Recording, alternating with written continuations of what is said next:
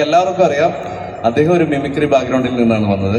അപ്പോൾ എന്തായാലും നിങ്ങളിനി കുറച്ച് നേരത്തേക്ക് നിങ്ങൾ എല്ലാവരെയും ഒന്ന് മിമിക്രി ഒക്കെ കാണിച്ച് ഒന്ന് ഹാപ്പി ആക്കുക, ചിരിപ്പിക്കുക എന്നുള്ളതാണ് എൻ്റെ മെയിൻ പരിപാടി. എൻ്റെ പരിപാടിയൊക്കെ കാണാറുണ്ടോ ചേച്ചി? കാണാറുണ്ടോ? ടി വിയിൽ കണ്ടിട്ടുണ്ടല്ലേ? കോമഡി സോങ് എന്ന വേദിയിലൂടെയാണ് എന്നെ പോലുള്ള ഒരുപാട് മിമിക്രിക്കാർക്ക് ഒരു വേദി ഒരുക്കി തന്നത്. പിന്നെ ഇങ്ങനെ പോകുന്ന യാത്രയിൽ ഒരു ചെറിയൊരു ഇതുണ്ടായി. നിങ്ങൾ വീഡിയോയിൽ കണ്ട പോലെ ഒരു ആക്സിഡന്റ് പറ്റി. ആ ആക്സിഡന്റിൽ നമ്മുടെ എല്ലാവരുടെയും പ്രിയങ്കരനായ നമ്മുടെ എല്ലാവരുടെയും സുധിച്ചേട്ടൻ മരണപ്പെടുകയുണ്ടായി. ആ ആക്സിഡന്റിൽ എനിക്ക് മുഖത്ത് കുറെ പരിക്കുകളൊക്കെ പറ്റി. അപ്പോഴൊക്കെ തളർന്നു പോകേണ്ട സാഹചര്യത്തിൽ പോലും എനിക്ക് ഒരു കരുത്തായത് നിങ്ങളുടെ എല്ലാവരുടെയും പ്രാർത്ഥനയും സ്നേഹവും ഓരോ മെസ്സേജും കോളുകളുമാണ്. ഇല്ലെങ്കിൽ എനിക്ക് തിരിച്ച് ഈ വേദിയിലേക്ക് തിരിച്ച് എത്താൻ സാധിക്കില്ല. എൻ്റെ ഇപ്പോഴത്തെ ആരോഗ്യസ്ഥിതി മുമ്പത്തെ ആരോഗ്യസ്ഥിതിയേക്കാളും മെച്ചമാണ്. എങ്കിലും ആ പഴയ ആ ഒരു ഫ്ലെക്സിബിലിറ്റി എനിക്ക് എവിടെയൊക്കെ നഷ്ടപ്പെട്ടു പോയി. കാരണം അത് മുഖത്ത് കൂടുതലായിട്ട് എല്ലുകളൊക്കെ പൊട്ടിപ്പോയതുകൊണ്ടും ഇവിടെയൊക്കെ മുഖത്ത് സ്റ്റീലൊക്കെ വെച്ചിരിക്കുന്നതുകൊണ്ടുള്ള ബുദ്ധിമുട്ടുണ്ട്. പക്ഷെ ആ ബുദ്ധിമുട്ടുകളൊക്കെ മൈക്ക് പിടിച്ച് സ്റ്റേജിൽ നിന്ന് സംസാരിക്കുമ്പോൾ ഒരു ഐറ്റം നിങ്ങളുടെ മുന്നിൽ അവതരിപ്പിക്കുമ്പോൾ ഞാനിപ്പോൾ കയറി വന്നപ്പോൾ നിങ്ങളുടെ എല്ലാവരുടെയും സ്നേഹം നിറഞ്ഞ കയ്യടി കിട്ടിയില്ലേ? ആ കയ്യടി കിട്ടുമ്പോണ്ടല്ലോ നമ്മൾ അതൊക്കെ മറന്നുപോകും. കാരണം ആ കയ്യടികളാണ് തിരിച്ചു കൊണ്ടുവന്നത്.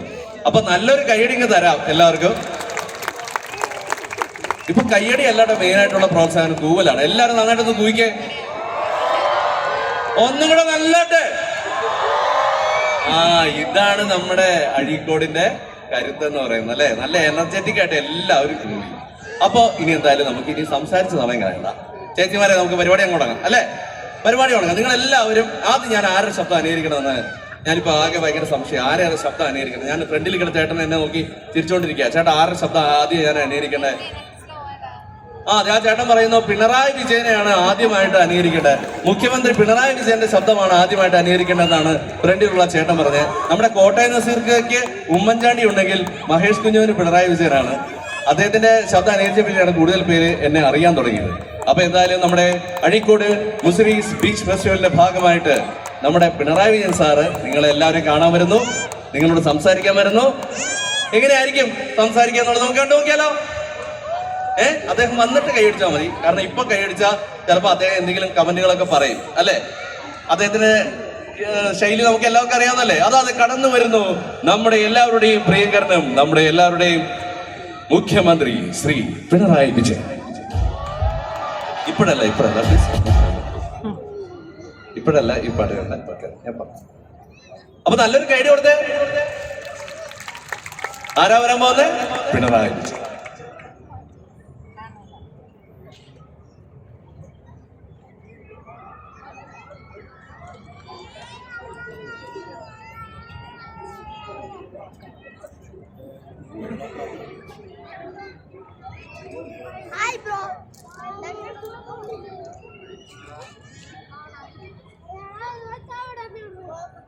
എല്ലാവർക്കും എൻ്റെ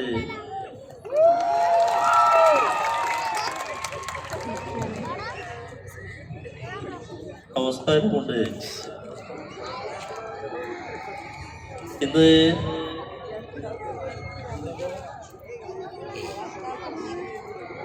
നമ്മുടെ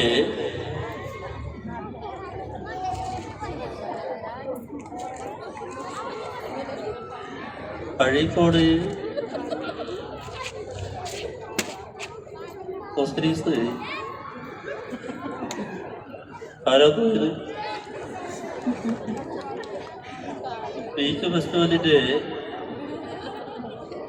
ഭാഗമായിട്ട് നടക്കുന്ന ആഘോഷ പരിപാടികളിലൂടെയാണ് നമ്മൾ കടന്നു പോകുന്നത്. ഈ ആഘോഷ പരിപാടികളെന്ന് പറഞ്ഞാൽ